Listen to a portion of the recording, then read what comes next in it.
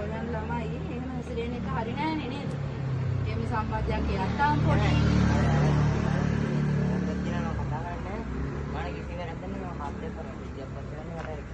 අම්මේ ඔබ ලබන්න මං පින් කරන්න නැති ඒ ආදරේ මං ලබාපු පරම වෙන්නති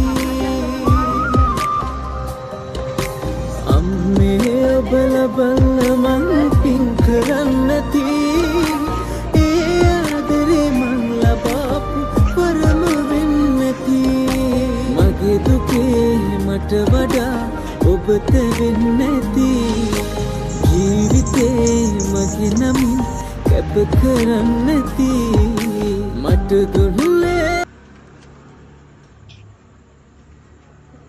අම්මේ ඔබ ලබන්න මං පින් කරන්නේ නැති ඒ ආදරේ මං ලබාපු පරම වෙන්නේ නැති අම්මේ ඔබ ලබන්න මං පින් කරන්නේ නැති ඒ ආදරේ මං ලබාපු පරම වෙන්නේ නැති මගේ දුකේ මට වඩා ඔබට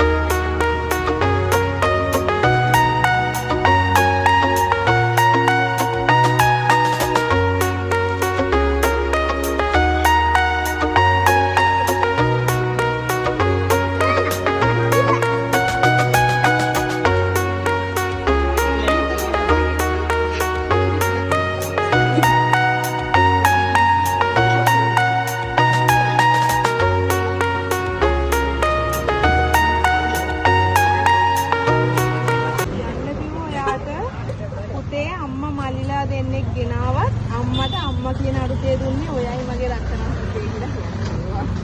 ඒකද අම්මට කියන්න තියෙන්නේ. thank you. ආදරේද?